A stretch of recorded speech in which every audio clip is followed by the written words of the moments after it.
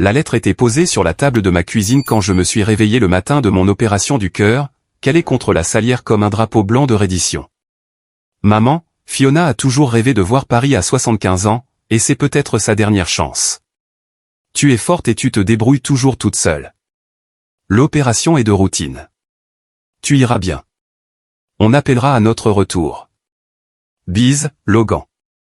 Je l'ai lu 3 fois avant que les mots ne pénètrent réellement, mon café refroidissant dans mes mains alors que je traitais ce que mon fils venait de me faire. Aujourd'hui, le jour où je devais me faire remplacer la valve aortique, le jour que je redoutais depuis 6 mois, depuis que le docteur Patterson avait regardé mes résultats de test avec cette expression prudente que les médecins portent lorsqu'ils sont sur le point de changer votre vie pour toujours. Madame Evans, sans cette opération, vous avez peut-être 6 mois. Avec, vous pourriez avoir 20 bonnes années devant vous. J'avais immédiatement appelé Logan après ce rendez-vous, mes mains tremblant en composant son numéro. J'ai peur, mon chéri, avais-je avoué, quelque chose que je m'autorisais rarement à dire à voix haute. Pourrais-tu être là avec moi? Bien sûr, maman. Bien sûr, je serai là. C'était il y a 3 mois. 3 mois de planification, de Logan m'aidant à remplir les papiers de l'hôpital, de lui promettant qu'il me conduirait au rendez-vous préopératoire, de lui m'assurant que Riley et les enfants viendraient me voir pendant ma convalescence. Maintenant, il était à Paris avec sa belle-mère, et j'étais assise dans ma cuisine vide à 5 heures du matin, tenant une lettre qui ressemblait à un certificat de décès pour la relation que je pensais que nous avions encore. Mon téléphone a sonné, me sortant de ma spirale d'incrédulité. Betty Martinez, mon amie de l'hôpital où j'avais travaillé pendant 40 ans, sa voix vive et artificiellement joyeuse. Prête pour ton grand jour, ma chérie? Je serai là dans 1 heure pour t'y conduire. Betty. Dieu merci pour Betty, qui s'était portée volontaire pour être mon contact d'urgence quand il est devenu clair que ma famille n'était pas disponible. À 71 ans, elle travaillait encore à temps partiel dans l'unité de cardiologie. Toujours la même femme pragmatique qui m'avait formé lorsque j'étais une étudiante en soins infirmiers terrifiée de 22 ans. Betty, ai-je dit, ma voix se brisant légèrement. Logan ne vient pas, comment ça, il ne vient pas? Il est à Paris avec Fiona. Ils sont partis hier soir. Le silence à l'autre bout du fil a duré assez longtemps pour que je pense que nous avions été déconnectés. Quand Betty a finalement parlé, sa voix portait le genre de fureur contrôlée que je me souvenais des fois où elle avait dû faire face à des médecins incompétents ou à des membres de la famille négligents. Ce petit. Betty, non. Léa, n'ose pas le défendre. Quel genre d'homme abandonne sa mère le jour d'une opération à cœur ouvert pour emmener sa belle-mère en vacances? Le genre d'homme que Logan était devenu, apparemment. Le genre d'homme qui avait passé les 5 dernières années à tourner autour de Fiona Williams comme si elle était le soleil et que nous autres étions des planètes lointaines et oubliables. Depuis que le père de Riley était mort et avait laissé à Fiona cette grande maison en banlieue, Logan y avait été attiré comme du métal par un aimant. Les dîners du dimanche sont passés de mon petit appartement à la salle à manger de Fiona. Les célébrations de vacances ont été déplacées dans son salon parfaitement décoré. Les petits-enfants ont commencé à l'appeler « grand-mère Fiona », tandis que je suis devenu « grand-mère Léa », comme si la distinction de titre reflétait en quelque sorte notre importance relative dans leur vie. J'irai bien, ai-je dit à Betty, bien que nous sachions toutes les deux que je mentais. L'opération est de routine, n'est-ce pas? C'est ce que Logan a dit.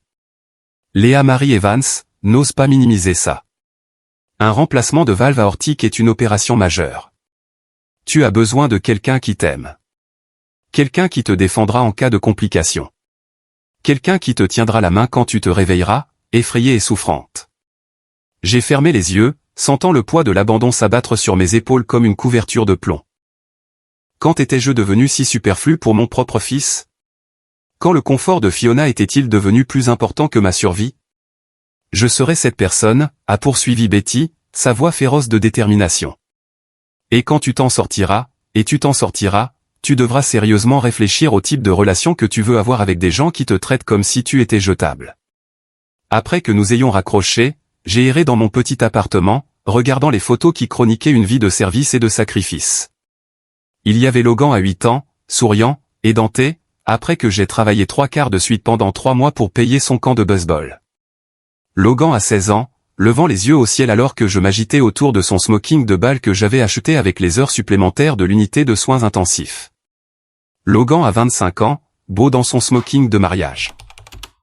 Riley radieuse à ses côtés dans la robe que j'avais aidé à payer quand sa famille était à court d'argent. Quand la gratitude s'est-elle transformée en attente? Quand ma volonté de me sacrifier est-elle devenue la preuve que je n'avais besoin de rien en retour? J'ai de nouveau pris la lettre, étudiant l'écriture de Logan. Toujours l'écriture soignée que je l'avais aidé à perfectionner à la table de la cuisine pendant que je suivais mes études d'infirmière. Fiona a toujours rêvé de voir Paris à 75 ans. Comme si je n'avais jamais eu de rêve. Comme si mes rêves avaient expiré lorsque j'avais choisi de l'élever seul après la mort de son père. Quand j'avais travaillé les nuits et les week-ends pour nous maintenir à flot. Quand j'avais mis ses besoins avant les miens pendant 37 ans. L'ironie ne m'a pas échappé que j'étais sur le point de subir une opération du cœur. Mon cœur. Celui qui s'était un peu plus brisé à chaque fois que Logan avait choisi le confort de Fiona plutôt que ma présence. Chaque fois qu'il avait annulé nos déjeuners parce que Fiona avait besoin qu'il la conduise quelque part. Chaque fois qu'il avait écourté notre conversation téléphonique parce que Fiona appelait sur l'autre ligne. Mais il y avait quelque chose que Logan ne savait pas. Quelque chose que j'avais gardé pour moi par modestie et par une habitude de toute une vie de ne pas vouloir accabler les autres de mes petites victoires. Il y a 6 mois, quand j'avais reçu le diagnostic et commencé à rechercher des chirurgiens cardiaques, j'avais participé à un concours sur un coup de tête. America's Medical Miracle, cette émission de télé-réalité où le célèbre chirurgien Dr Alexander Stone réalisait des interventions révolutionnaires sur des patients méritants. J'avais rempli le formulaire de candidature principalement comme une distraction, quelque chose pour m'occuper l'esprit pendant les nuits blanches où la réalité de mon état me frappait comme un train de marchandises. Dites-nous pourquoi vous méritez un miracle médical, demandait la candidature. J'avais écrit sur mes 40 ans en tant qu'infirmière en cardiologie, sur les milliers de patients dont j'avais tenu la main dans leurs moments les plus sombres, sur les familles que j'avais réconfortées lorsque les miracles ne se produisaient pas. J'avais écrit sur le choix du service plutôt que de soi, sur le fait de trouver un but dans la guérison des autres, sur la satisfaction silencieuse d'une vie passée à faire en sorte que les autres se sentent moins seuls. Je ne m'attendais jamais à avoir de nouvelles. Les femmes comme moi, des femmes ordinaires, des femmes quelconques, des femmes dont la plus grande réussite était d'élever des êtres humains décents et de sauver des vies, un quart de travail à la fois. Nous n'étions pas choisis pour des miracles télévisés. Sauf que j'avais été choisi. L'appel était arrivé il y a 2 semaines, une productrice nommée Sarah, dont l'enthousiasme crépitait au téléphone comme de l'électricité. Madame Evans, nous vous avons sélectionné pour le prochain épisode du Dr Stone. Votre histoire a ému toute notre équipe aux larmes. Vous représentez tout ce qui est noble dans les soins de santé et le Dr Stone est personnellement investi dans votre cas.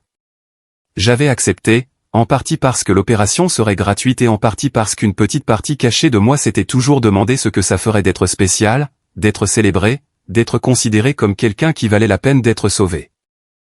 Logan ne savait pas pour l'émission. Je ne lui avais pas dit que j'avais été sélectionné. Je n'avais pas mentionné les caméras qui documenteraient mon opération. Je n'avais pas partagé la nouvelle que je recevrais les soins du chirurgien cardiaque le plus célèbre du monde. J'avais prévu de le surprendre avec la bonne nouvelle quand il viendrait à l'hôpital ce matin. Au lieu de ça, il photographiait la tour Eiffel pendant que je me préparais à affronter le jour le plus effrayant de ma vie avec seulement la loyauté féroce de Betty pour me soutenir. Mais alors que je finissais mon café et que je me préparais pour la douche qui serait ma dernière avant l'opération, j'ai senti quelque chose d'inattendu s'agiter sous la blessure et l'abandon. Quelque chose qui ressemblait étrangement à de l'anticipation. Logan pensait que j'étais banal, oubliable, quelqu'un qui se débrouillerait et irait bien sans son soutien. Il était sur le point de découvrir à quel point il avait tort. Dans 6 heures, pendant qu'il siroterait du vin dans un café parisien, je serais à la télévision nationale, ma vie sauvée par le chirurgien le plus célèbre d'Amérique. Certaines routines, j'apprenais, étaient plus remarquables qu'elles n'y paraissaient. Betty est arrivée à mon appartement au volant de sa vieille Honda Civic avec le genre d'efficacité déterminée qui l'avait rendue légendaire dans l'unité de cardiologie. À 71 ans, elle se déplaçait encore comme quelqu'un de 2 fois plus jeune. Ses cheveux argentés étaient tirés en arrière dans le même chignon pratique qu'elle portait depuis des décennies. Ses blouses étaient remplacées aujourd'hui par une robe bleu marine qui parvenait à la fois à paraître respectueuse et prête au combat. Ne pense même pas à défendre ce fils à toi, a-t-elle dit dès que j'ai ouvert la porte, lisant mon expression avec la précision de quelqu'un qui avait passé 40 ans à interpréter les signes subtils de la détresse cardiaque. J'ai ruminé ça pendant 1 heure, et j'ai des choses à dire. Betty, s'il te plaît. Léa, J'étais là quand tu as travaillé 3/4 de suite pour payer les manuels universitaires de Logan. J'étais là quand tu as vendu les bijoux de ta grand-mère pour aider à payer les frais de son mariage.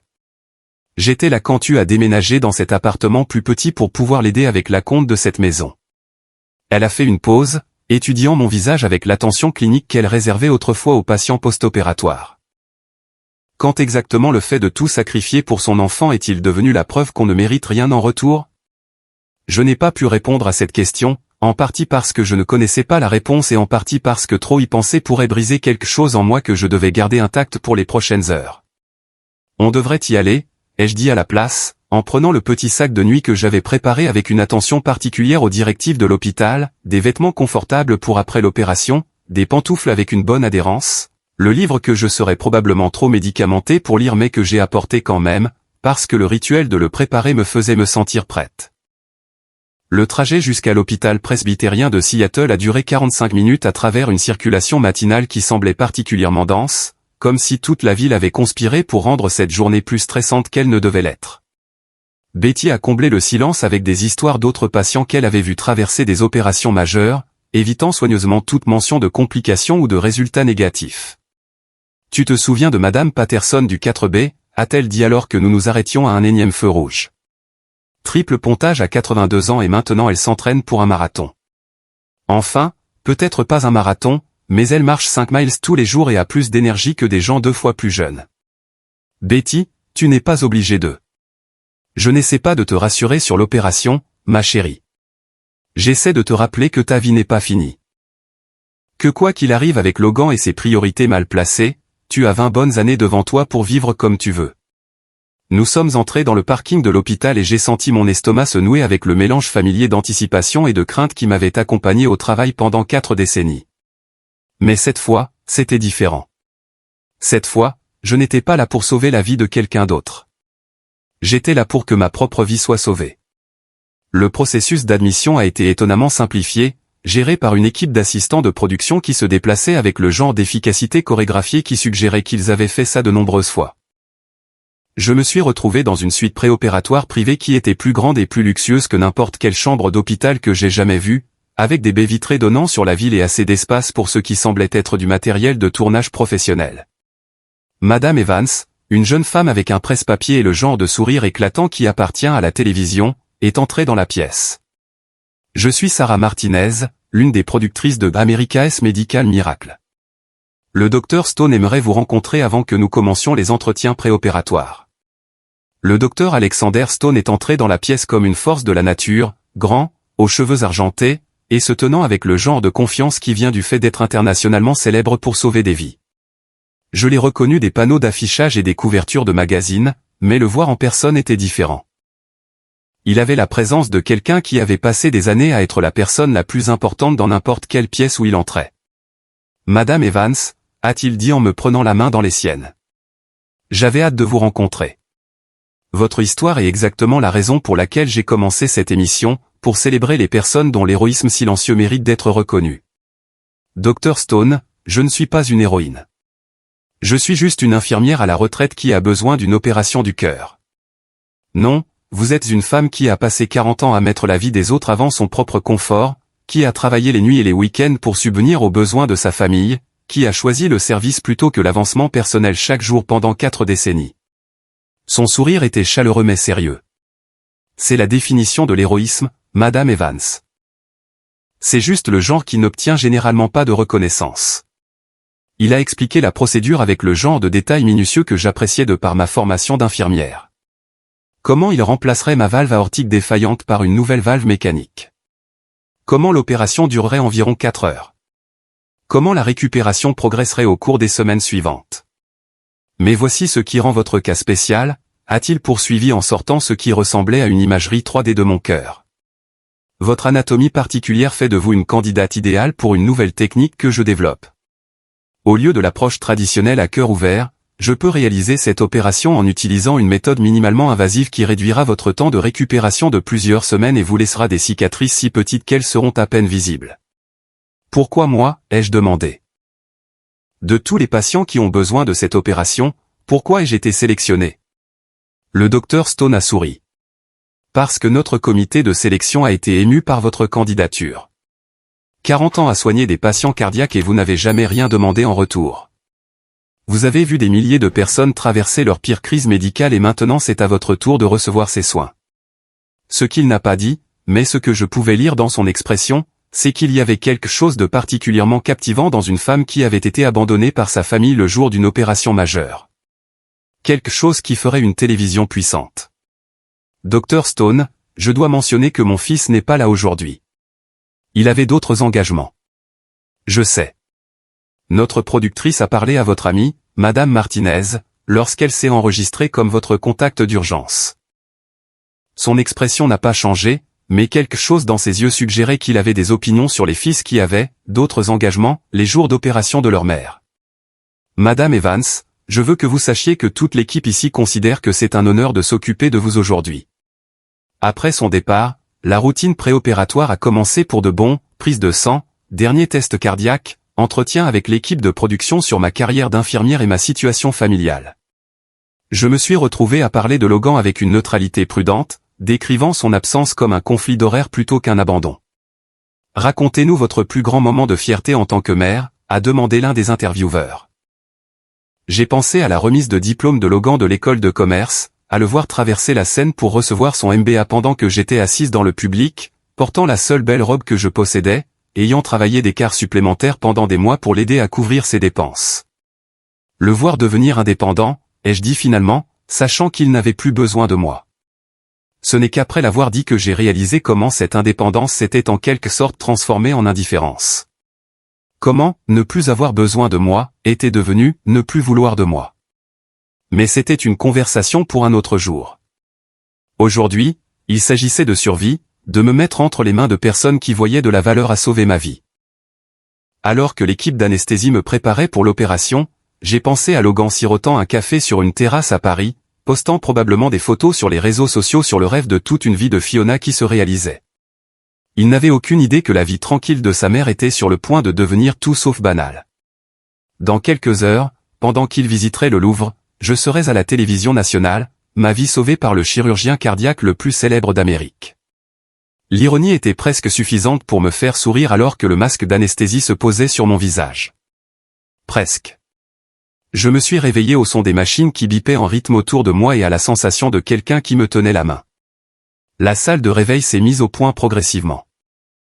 Des lumières vives, du matériel médical, et le visage familier de Betty planant au-dessus de moi avec une expression qui mêlait le soulagement à quelque chose qui ressemblait étrangement à du triomphe.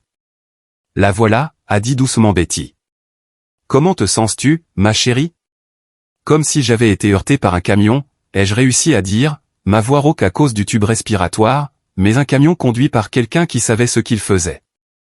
Betty a ri et j'ai réalisé qu'il y avait d'autres personnes dans la pièce. L'équipe de production, toujours en train de filmer, et le Dr Stone, qui s'est approché de mon chevet avec le genre de sourire que les chirurgiens portent quand tout s'est déroulé exactement comme prévu. Madame Evans, l'opération a été un succès complet, a-t-il dit, vérifiant les moniteurs autour de mon lit avec une efficacité étudiée. Votre nouvelle valve fonctionne parfaitement et nous avons pu utiliser la technique minimalement invasive que j'ai mentionnée. Vous aurez 3 petites incisions au lieu d'une grande, ce qui signifie une guérison plus rapide et une cicatrice minimale. Combien de temps ai-je été endormi ? 3h47 minutes. Une procédure de manuel. Le Dr Stone a tiré une chaise à côté de mon lit et j'ai réalisé que les caméras tournaient toujours. Madame Evans, je dois vous dire quelque chose. En 30 ans de chirurgie cardiaque, j'ai rarement vu quelqu'un avec votre combinaison de facteurs anatomiques qui ont rendu cette nouvelle technique possible. Vous allez être le cas d'école pour le remplacement de la valve aortique minimalement invasif. Qu'est-ce que ça veut dire ? Ça veut dire que votre opération va changer la façon dont nous abordons cette procédure pour des milliers de futurs patients. Vous ne recevez pas seulement des soins, Madame Evans, vous les faites progresser. À travers mon brouillard post-opératoire, j'ai essayé de traiter ce qu'il me disait. D'une manière ou d'une autre, mon opération de routine était devenue une médecine révolutionnaire. Il y a autre chose, a poursuivi le Dr Stone en jetant un coup d'œil à l'équipe de production. La réaction à votre histoire a été extraordinaire. Les entretiens préliminaires que nous avons publiés sur les réseaux sociaux hier ont déjà été vus plus de 2 millions de fois. 2 millions. Les gens vous appellent l'infirmière ange. Vos 40 ans de service, votre dévouement aux patients, votre grâce sous la pression. Ça résonne avec les téléspectateurs d'une manière que nous n'avons jamais vue auparavant. Betty a serré ma main. Léa, tu dois voir ça. Elle a brandi son téléphone, me montrant une publication sur les réseaux sociaux avec une photo de moi de l'entretien préopératoire d'hier.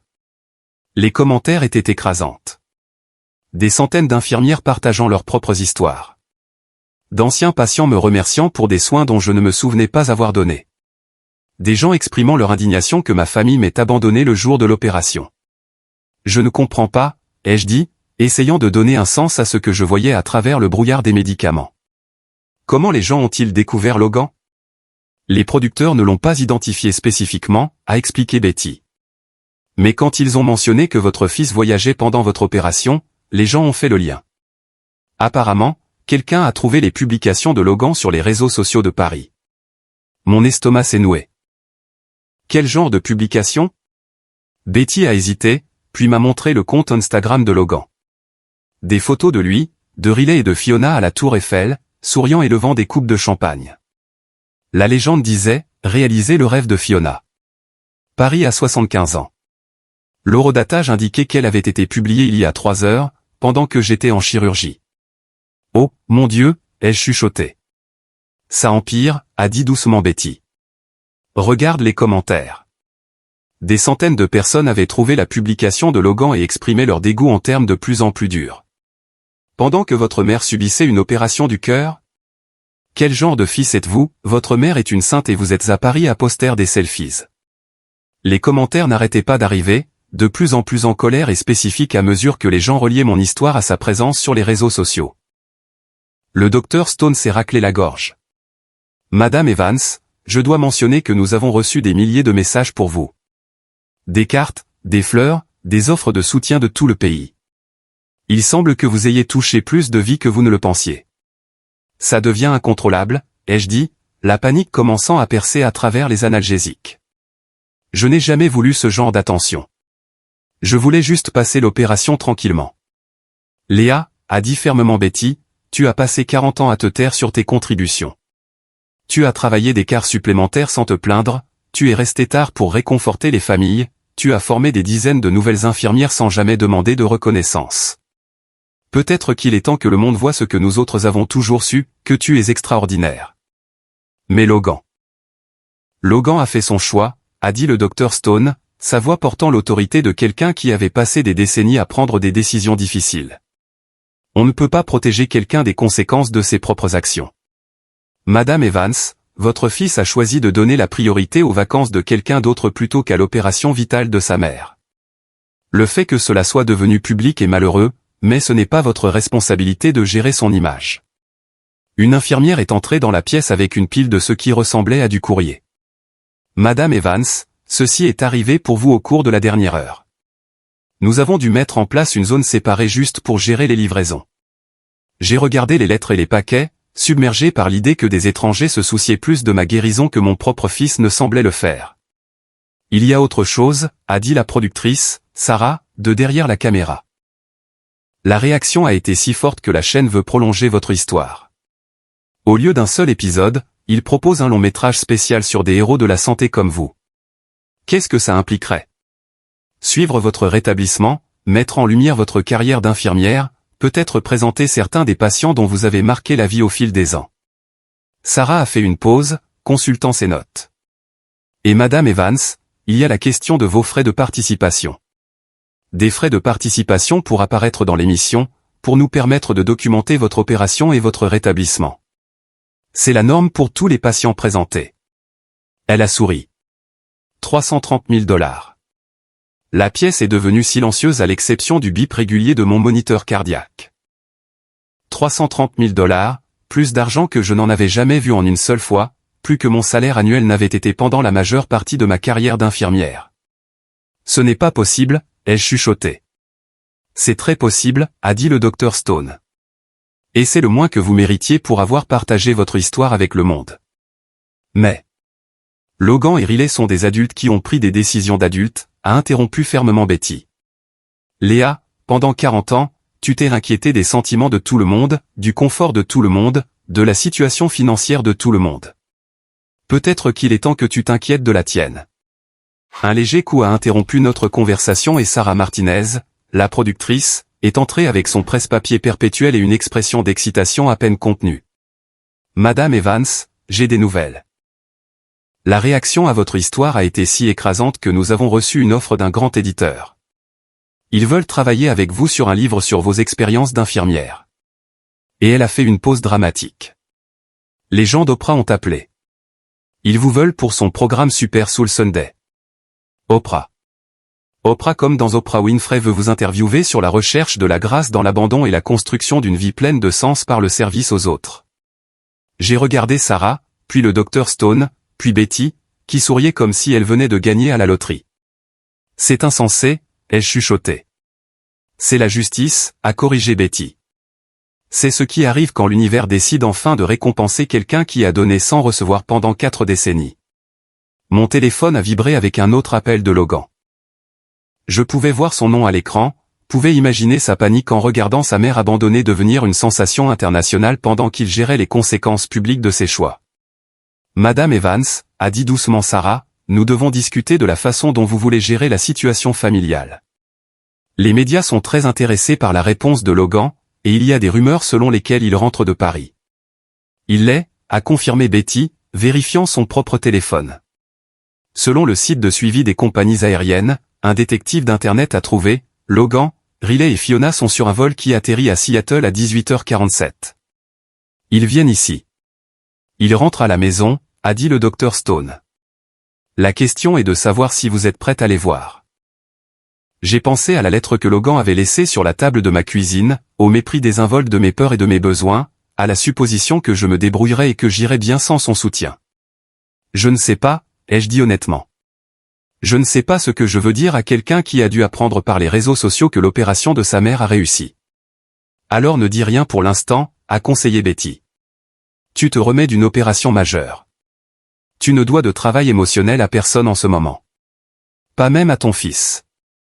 Surtout pas à ton fils, a ajouté doucement le Dr Stone. Alors que l'après-midi s'estompait en soirée, je me suis retrouvé entouré de fleurs d'inconnus, de cartes d'anciens patients, et de la nouvelle réalité étrange d'être célébré pour la vie que j'avais toujours vécue tranquillement. Quelque part au-dessus de l'Atlantique, Logan répétait probablement des excuses et des explications, essayant de trouver comment gérer une catastrophe de relations publiques de sa propre fabrication.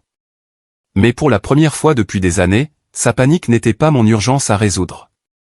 Certaines leçons, j'apprenais, devaient être apprises à 30 000 pieds d'altitude, avec nulle part où fuir et rien d'autre à faire que d'affronter les conséquences de ses choix.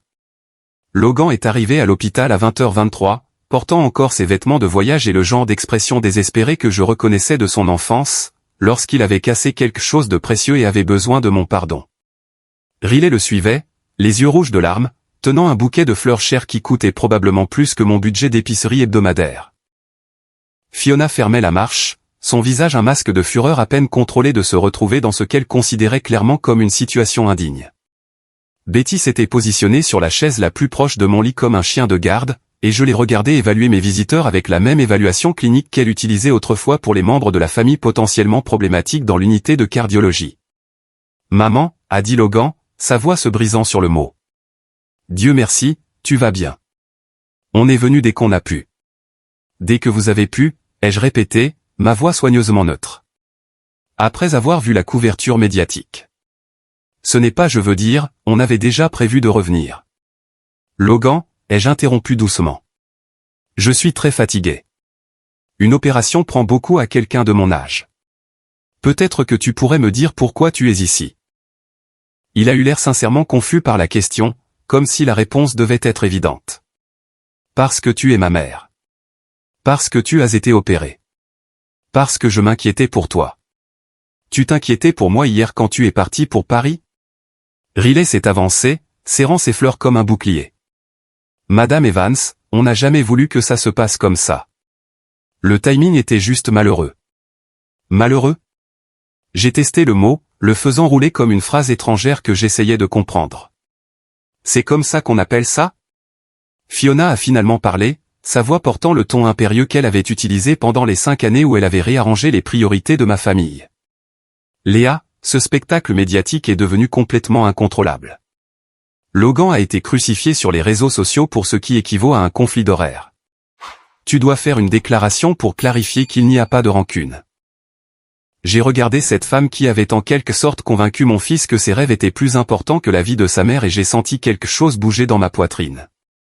Pas ma nouvelle valve cardiaque, mais quelque chose de plus profond et de plus fondamental. Fiona, pourquoi ne me parles-tu pas de Paris? Quoi, Paris? Était-ce tout ce que tu avais rêvé? Les yeux de Fiona se sont plissés, sentant clairement un piège, mais ne sachant pas où il était caché. C'était charmant, éducatif, une expérience culturelle. Je suis contente. Je suis contente que tu aies pu voir la tour Eiffel, boire du champagne et prendre des photos pendant que l'on m'ouvrait la poitrine et que l'on reconstruisait mon cœur. Maman, ce n'est pas juste, a commencé Logan. Qu'est-ce qui n'est pas juste exactement? Que je souligne ce qui s'est passé ou que ça se soit passé en premier lieu? Betty s'est raclé la gorge. Logan, peut-être que tu pourrais expliquer à ta mère pourquoi les vacances de Fiona étaient plus importantes que son opération vitale. Ce n'était pas plus important. C'était juste que le timing était déjà fixé. Et maman a toujours été si indépendante, si capable de se débrouiller seule. Alors, tu pensais que je pouvais aussi gérer une opération du cœur toute seule. Je pensais que l'opération était de routine. Je pensais que tu irais bien. Et si je n'allais pas bien, s'il y avait eu des complications, si j'étais morte sur cette table hier? La question est restée en suspens dans l'air comme un défi. Le visage de Logan s'est effondré, et pendant un instant, il a ressemblé au petit garçon qui se glissait autrefois dans mon lit pendant les orages. Ne dis pas ça. Ne pense même pas ça. Logan, je n'ai pensé qu'à ça pendant 6 mois. À mourir seul. À n'avoir personne qui m'aime pour me tenir la main quand je passais sous anesthésie. À la possibilité que mon fils ne découvre même pas que j'étais parti avant son retour de vacances. Riley a éclaté en sanglots. On ne savait pas que ce serait comme ça. On ne savait pas que tout le monde réagirait si fortement. On pensait juste que tu... Tu pensais quoi, Riley? On pensait que tu comprendrais, que tu serais fier qu'on s'occupe de Fiona, qu'on réalise ses rêves. Elle a 75 ans et c'était peut-être sa dernière chance de voyager. Et j'ai 67 ans, et hier, c'était peut-être ma dernière chance d'avoir mon fils avec moi quand j'en avais le plus besoin. Fiona s'est avancée, son visage tendu de la colère contrôlée que je l'avais vu utiliser pour manipuler Logan pendant des années.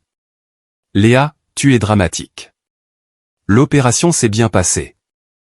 Tu te rétablis bien, et tu as eu plus d'attention et de sympathie que n'importe quelle personne raisonnable ne pourrait s'attendre.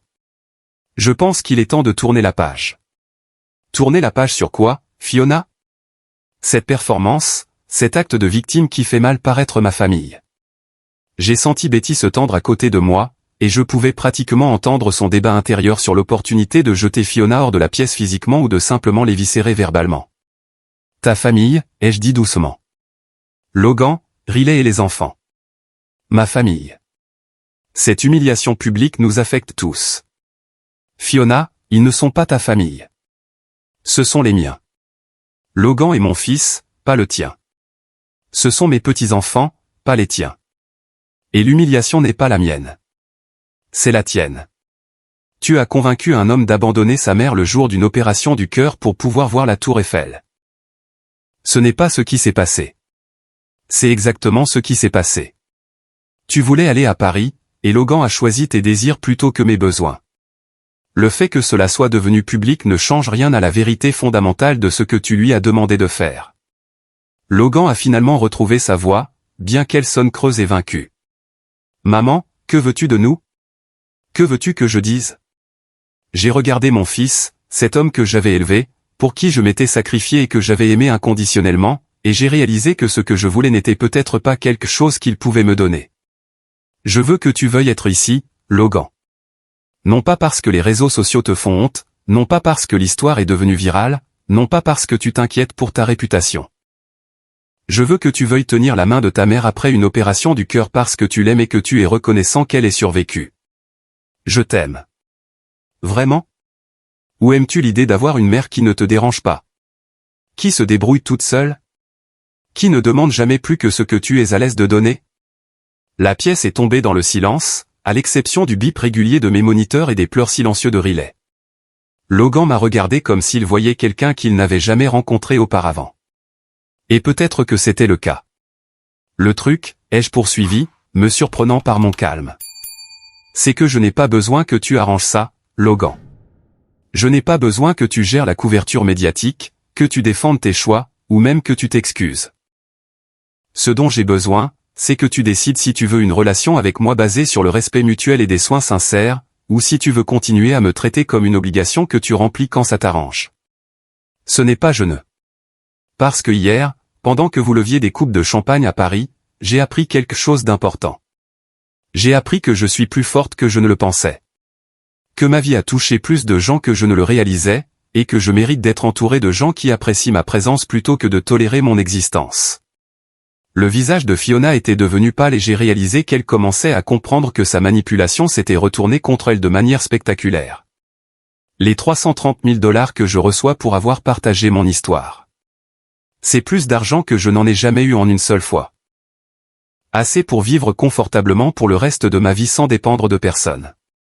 Assez pour faire mes propres choix sur la façon dont je veux passer les années qu'il me reste. Maman, a chuchoté Logan. Dis-tu que tu ne nous veux plus dans ta vie? J'ai regardé mon fils, la panique dans ses yeux alors qu'il réalisait qu'il pourrait perdre quelque chose qu'il avait tenu pour acquis, et j'ai senti mon cœur, mon nouveau cœur fort, se briser un peu pour nous deux. Je dis que je te veux dans ma vie parce que tu choisis d'y être, non pas parce que tu te sens obligé.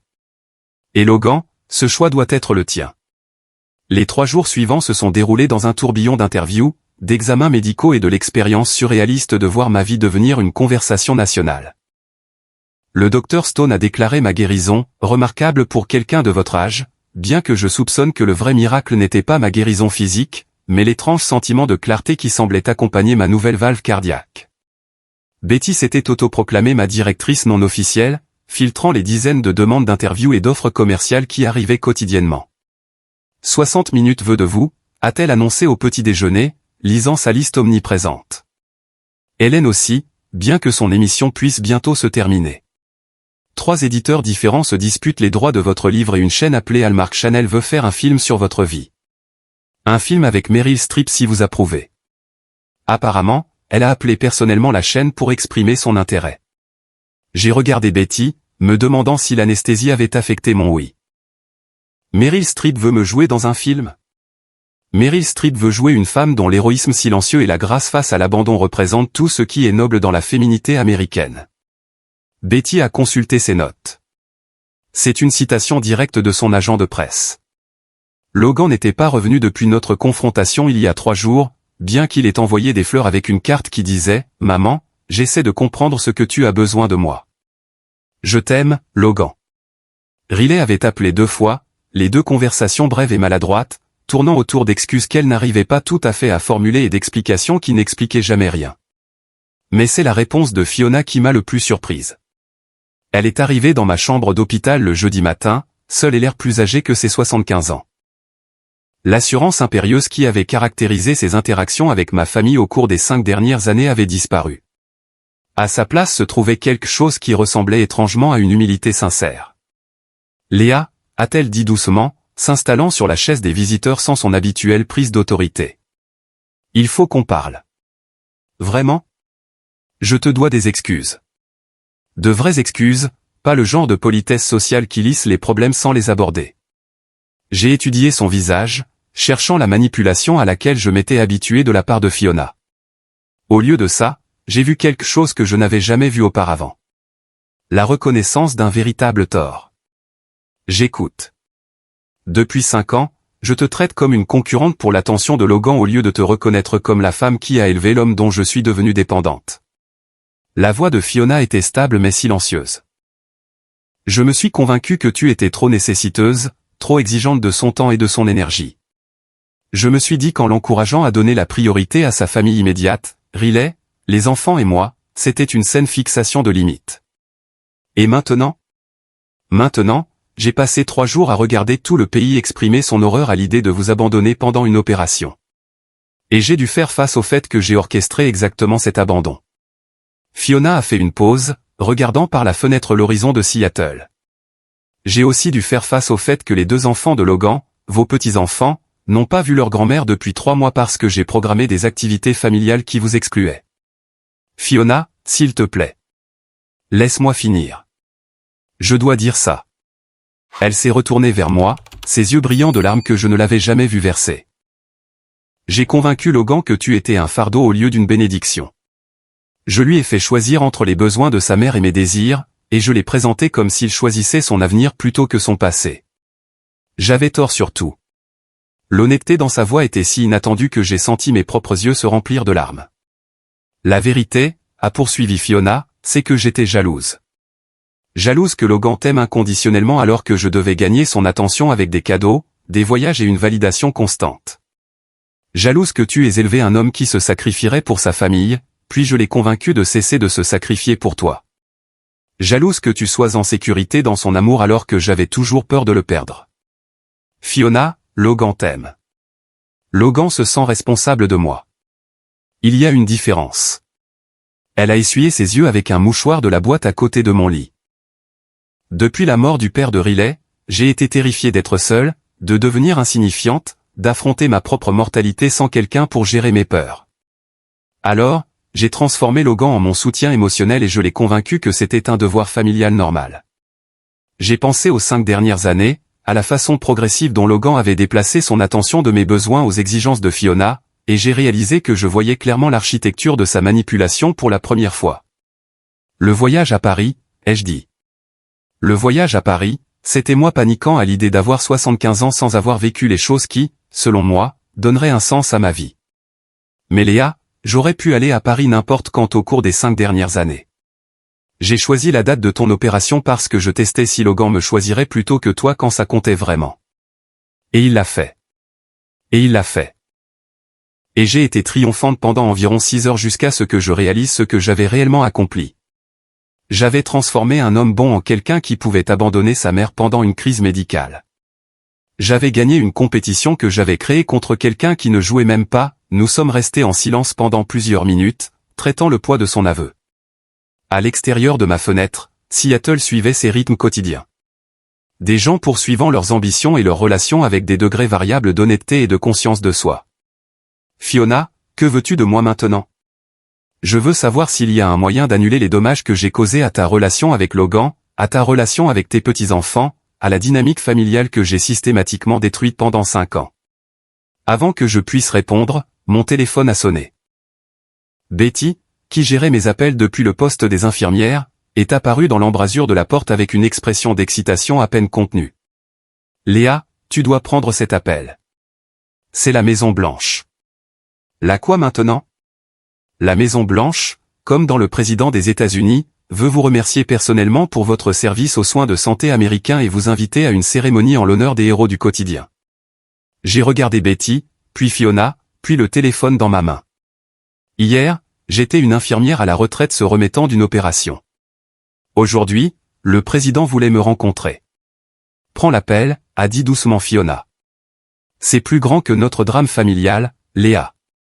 Il s'agit de reconnaître le genre de personne que tu as toujours été. La conversation avec le contact de la Maison Blanche a été brève mais surréaliste. Le président avait vu le spécial, America's Medical Miracle, et voulait m'inclure dans une cérémonie reconnaissant les travailleurs de la santé qui avaient apporté des contributions extraordinaires à leur communauté. L'événement serait télévisé à l'échelle nationale et comprendrait une rencontre personnelle avec le président. Après que j'ai raccroché, Fiona et moi nous sommes regardés dans la nouvelle réalité étrange que ma vie était devenue. Léa, a-t-elle dit finalement. J'ai passé 5 ans à convaincre Logan que tu étais ordinaire, oubliable, quelqu'un dont les besoins pouvaient être ignorés en toute sécurité. J'avais tort à ce sujet aussi. Je suis ordinaire, Fiona. Je suis juste ordinaire d'une manière qui résonne apparemment avec les gens. Non, tu es extraordinaire d'une manière qui semble ordinaire aux gens qui ne prêtent pas attention. Elle s'est levée, rassemblant son sac à main et son manteau. Je vais parler à Logan ce soir. Vraiment lui parler de ce que j'ai fait à cette famille et de ce qu'il doit faire pour le réparer. Fiona, tu n'es pas obligée. Si, je le dois. Parce que si je ne répare pas ça, tu vas continuer avec ta nouvelle vie et tes nouvelles opportunités, et Logan va perdre la meilleure chose qui lui soit jamais arrivée sans jamais comprendre ce qu'il a perdu. En atteignant la porte, Fiona s'est retournée vers moi une dernière fois. Pour ce que ça vaut, Léa, je pense que tu seras aussi extraordinaire en étant célèbre. Le monde a besoin de plus d'exemples de ce à quoi ressemble un vrai caractère. Après son départ, je suis resté dans mon lit d'hôpital, pensant au pardon, à la rédemption, et aux étranges façons dont l'humiliation publique pouvait parfois mener à la vérité privée. Mon téléphone a vibré avec un SMS de Logan. Maman. Fiona m'a tout dit. On peut parler? J'ai regardé le message pendant un long moment, pensant à la conversation que nous devions avoir et si j'étais assez forte pour l'avoir. Certaines guérisons, j'apprenais, nécessitaient plus qu'une simple intervention chirurgicale. Mais peut-être qu'avec assez d'honnêteté et de courage, les familles brisées pouvaient apprendre à battre au même rythme que les cœurs réparés. Logan est retourné dans ma chambre d'hôpital ce soir-là, mais cette fois il est venu seul et s'est comporté différemment, comme quelqu'un qui avait été forcé de se regarder dans un miroir et n'avait pas aimé ce qu'il avait vu. Il s'est assis sur la chaise que Fiona avait quittée plus tôt, les mains jointes sur ses genoux, et pendant plusieurs minutes, aucun de nous n'a parlé. Fiona m'a dit ce qu'elle t'a dit, a-t-il commencé finalement? Sur la manipulation, sur le fait de me monter contre toi, sur le fait que Paris était un test. Et qu'en penses-tu? Je pense qu'elle a raison. Je pense que j'ai été un idiot et un fils terrible, et je ne sais pas comment réparer ça. Sa voix s'est légèrement brisée. Maman, je ne sais même pas quand ça a commencé. Quand ai-je cessé de te voir comme une personne avec tes propres besoins et commencé à te voir comme quoi? Une obligation, une corvée à gérer? J'ai étudié le visage de mon fils, voyant des traces du garçon qui m'avait un jour dit que j'étais sa meilleure amie, qui avait insisté pour que je lui lise des histoires avant de dormir bien après l'âge où ses amis avaient dépassé ça. Je pense que ça a commencé quand tu t'es marié, ai-je dit doucement. Quand tu as dû trouver comment équilibrer le fait d'être un fils avec le fait d'être un mari et un père. C'est normal, Logan. Ce qui n'était pas normal, c'est la façon dont j'ai disparu de l'équation au lieu de trouver une nouvelle place dedans. Mais tu n'as pas disparu. Tu as toujours été là quand j'avais besoin de toi. Toujours prête à aider avec de l'argent, du babysitting, ou quelle que soit la crise qui se présentait. Être disponible n'est pas la même chose qu'être valorisé. Ma chérie, je suis devenue pratique plutôt qu'importante. Logan est resté silencieux pendant un long moment, traitant cette distinction. Quand as-tu cessé de te sentir importante pour moi? J'ai réfléchi à la question, traçant l'érosion progressive de ma place dans sa vie. Tu te souviens de ton anniversaire il y a 3 ans? Tu avais 34 ans et j'avais prévu un petit dîner. Juste la famille, ton gâteau préféré, quelques-uns des amis avec qui tu avais grandi. Je me souviens. Fiona a décidé ce même week-end de redécorer sa salle de bain d'invités et avait besoin d'aide pour déplacer des meubles. Tu as annulé notre dîner pour l'aider. Et quand j'ai mentionné que nous avions des projets, tu as dit, maman, tu comprendras. Fiona a vraiment besoin de moi en ce moment. Mais tu as compris. Tu as toujours compris. J'ai compris que la rénovation de la salle de bain de Fiona était plus importante pour toi que de célébrer ton anniversaire avec ta mère. C'est là que j'ai réalisé que j'étais devenu la personne vers qui tu te tournais quand tout le monde était occupé, pas quelqu'un dont le temps était précieux en soi. Le visage de Logan s'est légèrement effondré. Je pensais que tu préférais ça. Tu semblais toujours si indépendante, si capable de t'occuper. Fiona avait besoin d'une attention constante, d'une réassurance constante, et toi? Tu gérais juste tout tranquillement. Logan, j'ai tout géré tranquillement parce que je pensais que c'était ce que tu avais besoin de moi. Mais gérer les choses tranquillement n'est pas la même chose que de ne pas avoir besoin de soutien. Comme avec l'opération. Comme avec l'opération. J'ai eu peur de mourir seul depuis le jour où j'ai reçu le diagnostic. Non pas peur de mourir. Peur de mourir seul sans personne qui m'aime pour me tenir la main quand je passais sous anesthésie. Et quand tu as promis d'être là, je me suis senti en sécurité pour la première fois depuis des mois. Et puis je t'ai abandonné pour Paris. Tu m'as abandonné pour le voyage de Fiona à Paris. Il y a une différence. Logan s'est levé brusquement et s'est dirigé vers la fenêtre, regardant les lumières de la ville. Maman, j'ai besoin de te demander quelque chose, et j'ai besoin que tu sois complètement honnête. D'accord. Penses-tu que je suis une bonne personne? La question est restée en suspens entre nous comme un défi. Je pouvais lui donner la réponse facile, le mensonge réconfortant que les mères sont censées dire à leurs enfants. Ou je pouvais lui donner la vérité qui pourrait réellement l'aider à devenir l'homme que j'avais élevé pour être. Je pense que tu es une bonne personne qui a fait de mauvais choix, ai-je dit finalement. Je pense que tu as la capacité d'être gentil, généreux et d'aimer vraiment. Mais tu as laissé le besoin de quelqu'un d'autre devenir plus important que ta propre intégrité. Le besoin de quelqu'un d'autre, c'est-à-dire Fiona. Le besoin de quelqu'un d'autre, c'est-à-dire quiconque demande ton attention plus fort que les gens qui la méritent le plus. Logan s'est retourné de la fenêtre, son expression sérieuse. Que faudrait-il pour que tu me fasses à nouveau confiance? Te faire confiance avec quoi? Avec mon cœur? Avec mes sentiments? Avec le fait de croire que tu veux vraiment être mon fils au lieu de simplement faire semblant?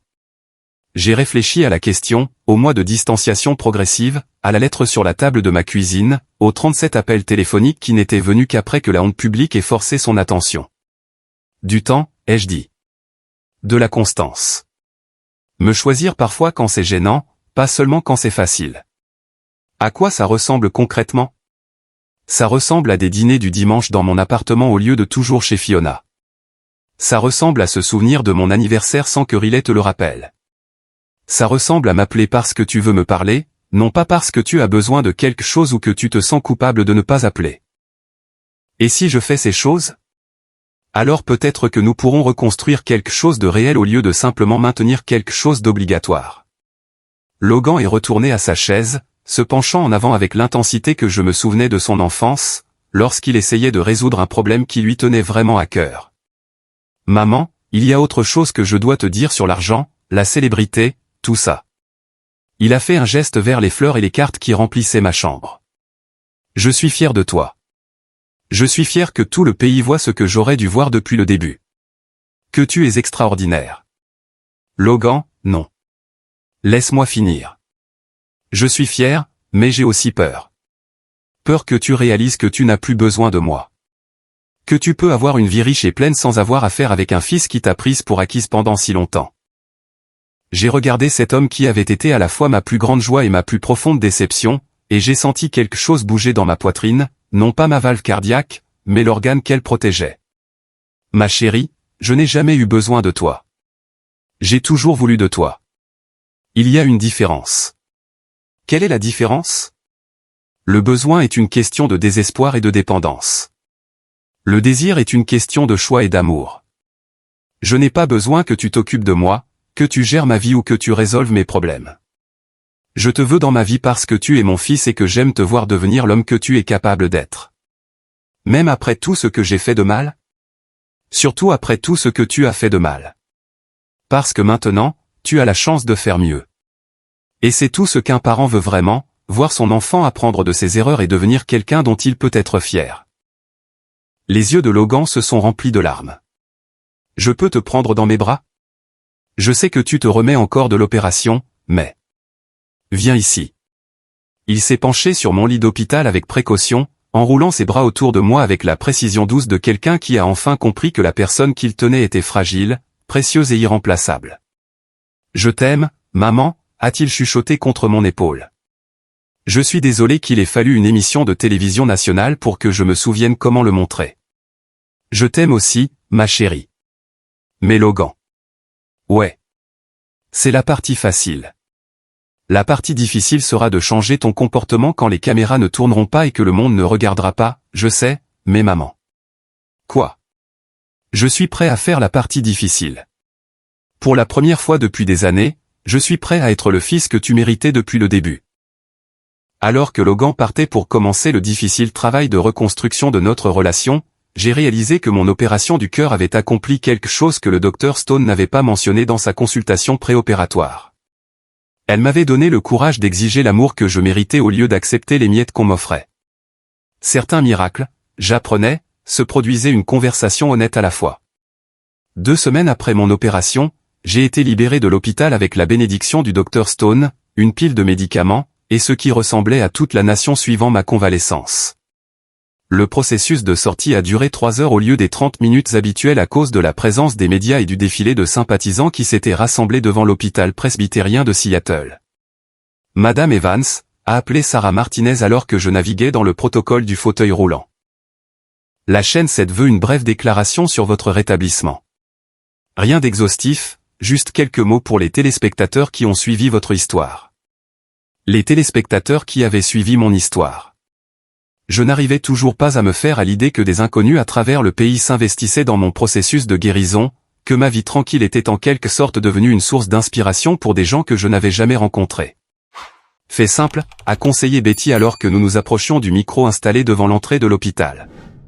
Remercie les gens pour leur soutien, mentionne à quel point tu te sens bien, et monte dans ta voiture avant que ça ne se transforme en cirque. Mais quand j'ai vu la foule de gens tenant des pancartes faites à la main, on vous aime, infirmière Evans, les héros n'ont pas besoin de cap, merci pour votre service, j'ai réalisé que ce n'était plus seulement de l'attention médiatique. C'était devenu quelque chose de plus grand et de plus significatif. Je veux remercier tout le monde pour sa gentillesse pendant ma convalescence, ai-je dit dans les micros, surprise de la stabilité de ma voix. Vos cartes, vos lettres et vos prières ont signifié plus pour moi que vous ne l'imaginerez jamais. Et je veux remercier l'équipe médicale de l'hôpital presbytérien de Seattle de m'avoir donné non seulement une nouvelle valve cardiaque, mais aussi une nouvelle appréciation de ce que signifie être soigné par des personnes qui apprécient vraiment votre vie. Madame Evans, a lancé un journaliste. Quelle est la suite pour vous? Il y a des rumeurs de contrats de livres, d'engagement pour des conférences, même d'une possible fondation en votre nom. J'ai regardé la foule de visages, les gens qui avaient pris du temps de leur propre vie pour célébrer la survie d'une étrangère, et j'ai senti quelque chose se mettre en place. La suite, c'est vivre, ai-je dit simplement. Pendant 40 ans, j'ai eu le privilège d'aider d'autres personnes à traverser des crises médicales. Maintenant, j'ai l'occasion de montrer aux gens qu'il n'est jamais trop tard pour commencer un nouveau chapitre, pour être valorisé pour qui l'on est vraiment, pour construire des relations basées sur le respect mutuel plutôt que sur un sacrifice unilatéral. Logan est apparu à mon coude, ayant en quelque sorte navigué à travers la foule pour m'atteindre. Il était à l'hôpital tous les jours depuis notre conversation, non pas planant ou gérant, mais simplement présent, lisant des journaux pendant que je faisais la sieste, m'apportant du bon café, apprenant à être solidaire sans être envahissant. Prête à rentrer à la maison, maman, a-t-il demandé doucement. Maison. Le mot semblait différent maintenant, porteur de possibilités plutôt que de résignation. Le trajet jusqu'à mon appartement s'est déroulé dans un silence confortable. Logan gérant la présence médiatique avec une grâce surprenante pendant que je traitais l'expérience surréaliste de retourner à la vie ordinaire en tant que célébrité mineure. Quand nous sommes arrivés à ma place de parking familière, j'ai ressenti un mélange de soulagement et d'anticipation. Le soulagement d'être loin de l'attention du public. L'anticipation de tout ce qui allait suivre. Mon appartement avait été transformé pendant mon séjour à l'hôpital. Logan et Riley avaient nettoyé et organisé avec une précision militaire, rempli le réfrigérateur d'aliments sains et arrangé le salon pour répondre à mes besoins de convalescence. Des fleurs fraîches remplissaient chaque surface disponible, et quelqu'un avait aménagé un coin lecture confortable près de la fenêtre avec des oreillers, des couvertures et une pile de livres que les gens avaient recommandés. Riley voulait être là quand tu rentrerais, a dit Logan en m'aidant à m'installer dans mon fauteuil préféré. Mais les enfants avaient des activités scolaires et elle ne voulait pas te submerger le premier jour. C'est attentionné de sa part. Elle est différente depuis Paris.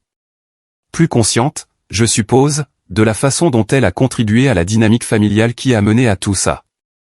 Logan a fait une pause, étudiant mon visage. Maman, elle veut s'excuser auprès de toi correctement, mais elle a peur que tu ne lui pardonnes pas, Logan, il n'y a rien à pardonner à Riley. Elle était prise entre la loyauté envers sa mère et la loyauté envers son mari. C'est une position impossible. Mais elle a aussi choisi les désirs de sa mère plutôt que tes besoins. Riley a 28 ans et elle gère les besoins émotionnels de Fiona depuis la mort de son père. Elle a été entraînée à donner la priorité au maintien de la paix plutôt qu'à poser des questions difficiles. Je me suis installé dans mon fauteuil, sentant le confort d'un environnement familier après des semaines de stérilité hospitalière.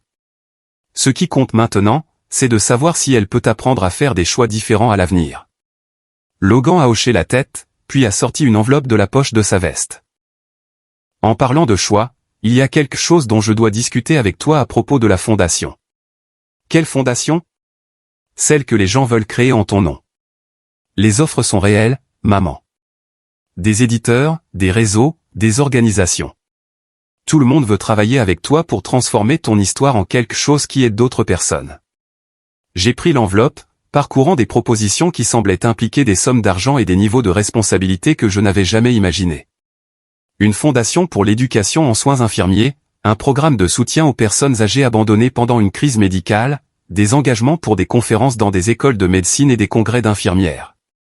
C'est écrasant, ai-je admis. Ça ne doit pas l'être. Tu n'es pas obligé de faire quoi que ce soit que tu ne veux pas faire. Mais maman, les gens t'offrent des plateformes pour avoir le genre d'impact que tu as eu discrètement pendant 40 ans, sauf que maintenant ça pourrait atteindre des milliers de personnes au lieu de seulement les patients avec qui tu as travaillé directement.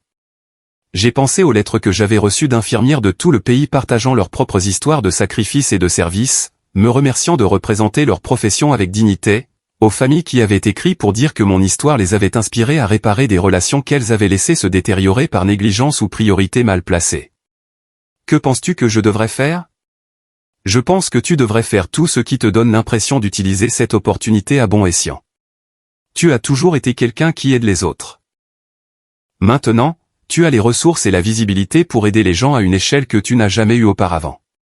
Logan avait raison. Et je me suis retrouvé à penser aux infirmières avec qui j'avais travaillé au fil des décennies, dont beaucoup avaient lutté financièrement tout en consacrant leur vie à soigner les autres. Aux familles comme la mienne qui avaient perdu le contact par incompréhension et mauvaise communication. Aux gens qui avaient donné tranquillement et généreusement sans jamais recevoir de reconnaissance. Je veux commencer petit, ai-je dit finalement. Peut-être un fonds de bourse pour les étudiants en soins infirmiers qui ne peuvent pas se permettre l'éducation dont ils ont besoin. Peut-être des groupes de soutien pour les familles confrontées à une crise médicale. Des choses qui traitent de vrais problèmes sans se transformer en spectacle publicitaire. Ça a l'air parfait. Et maman. Quoi ? Je veux aider. Non pas en tant que ton manager ou ton décideur, mais en tant que ton partenaire dans tout ce que tu décides de construire. J'ai regardé mon fils, voyant dans son expression la sincérité que j'espérais depuis notre conversation à l'hôpital. À quoi ça ressemble concrètement ? Ça ressemble à moi utilisant mon expérience professionnelle pour t'aider à évaluer les offres et à gérer la logistique. Ça ressemble à moi étant présent pour les réunions et les décisions parce que je veux soutenir ton travail, non pas parce que je me sens coupable à propos de Paris. Et Fiona ?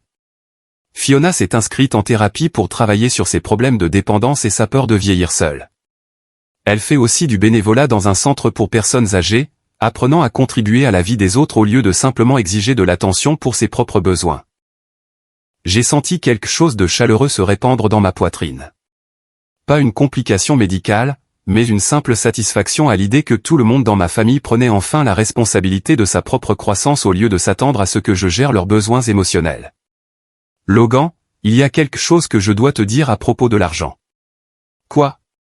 Les 330 000 $ de l'émission, plus tout ce qui viendra des contrats de livres et des engagements pour des conférences, c'est plus qu'assez pour vivre confortablement pour le reste de ma vie. Je n'ai plus besoin que tu t'occupes de moi financièrement. Maman, je ne me suis jamais occupé de toi financièrement. Tu as aidé avec mon appartement, les paiements de ma voiture, mes frais médicaux. Tu as subventionné discrètement ma retraite pendant des années, pensant que je ne le remarquais pas, Logan a eu l'air embarrassé. Tu as travaillé toute ta vie à t'occuper des autres. Ça me semblait être le moins que je puisse faire. Et je l'ai apprécié. Mais maintenant, je veux que tu comprennes que je choisis de t'avoir dans ma vie parce que je t'aime, non pas parce que j'ai besoin de ton aide. Ça change la dynamique de notre relation. Comment ? Ça veut dire que si tu me déçois à nouveau, j'ai d'autres options. Ça veut dire que ton attention est un cadeau que je reçois, non pas une nécessité dont je dépends. Ça veut dire que tu dois mériter ta place dans ma vie par tes actions, non pas la maintenir par tes obligations. Logan est resté silencieux pendant plusieurs minutes, traitant ce changement dans la structure de pouvoir de notre famille. C'est plus effrayant, a-t-il dit finalement. Bien. Ça devrait être effrayant. L'amour doit être mérité et entretenu, pas tenu pour acquis. Alors que la soirée s'installait sur Seattle, Logan s'est préparé à rentrer chez lui. Mais quelque chose avait changé entre nous. Il ne partait pas par devoir accompli ou obligation déchargée. Il partait parce que nous avions passé du temps de qualité ensemble et que nous nous reverrions bientôt parce que nous le voulions tous les deux. Maman, a-t-il dit en prenant sa veste. Merci. Pourquoi ? D'avoir survécu à l'opération. De m'avoir donné une autre chance. De m'avoir montré à quoi ça ressemble de se valoriser assez pour exiger un meilleur traitement.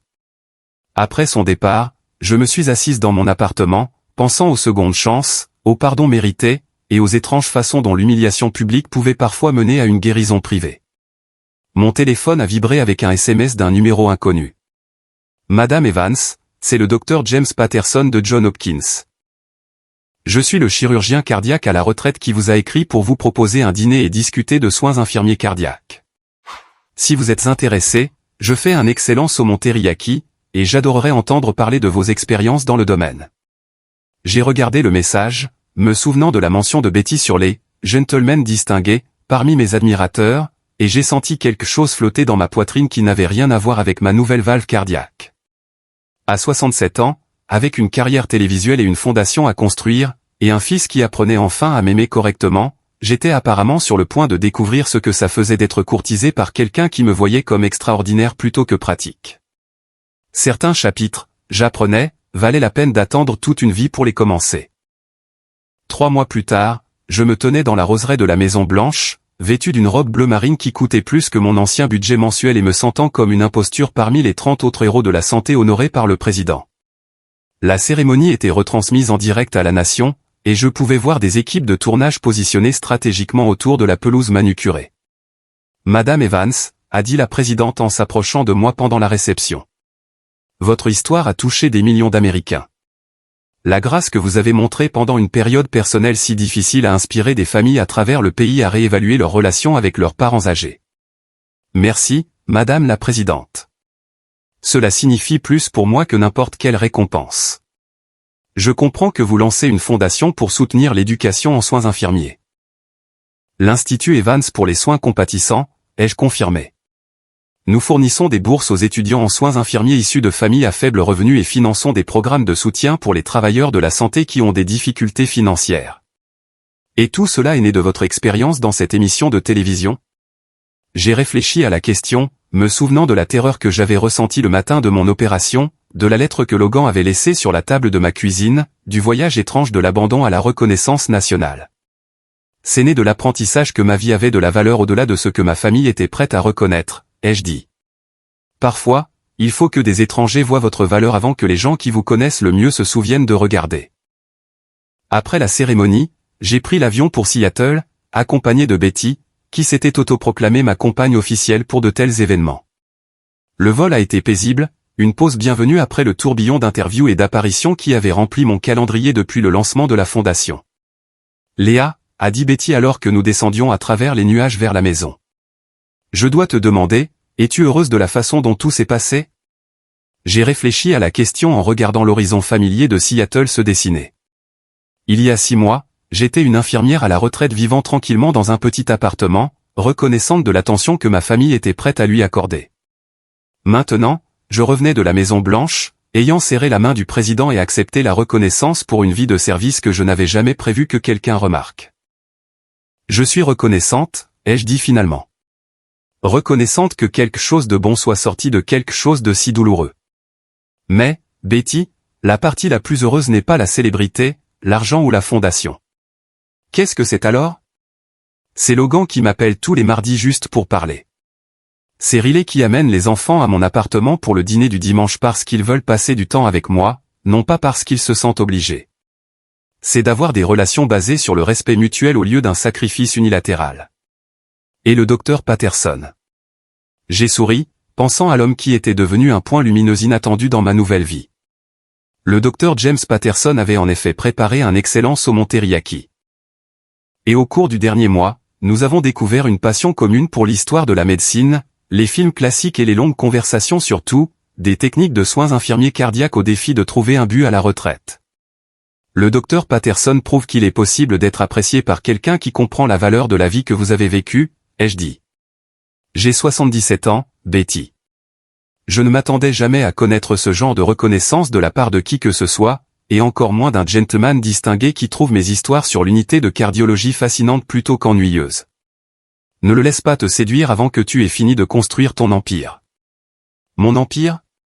3 livres à succès, une fondation nationale, des engagements pour des conférences réservées 2 ans à l'avance, et un film pour la vie avec Meryl Streep. Si ce n'est pas un empire, je ne sais pas ce que c'est. Le film, ça semblait toujours surréaliste. Meryl Streep avait en effet signé pour me représenter dans Healing Hearts, The Leah Evans Story, dont le tournage devait commencer le mois prochain. Le scénario, basé sur mon premier livre, se concentrait sur l'intersection de la dynamique familiale et de la crise médicale, utilisant mon histoire comme cadre pour explorer des thèmes plus larges sur le vieillissement, la valeur et le courage d'exiger un meilleur traitement. Betty, je peux te demander quelque chose? Toujours. Penses-tu que je suis vindicative? D'utiliser ma plateforme pour raconter une histoire qui fait mal paraître Logan? Betty est restée silencieuse un moment, considérant la question avec l'attention prudente qu'elle accordait autrefois aux cas médicaux complexes.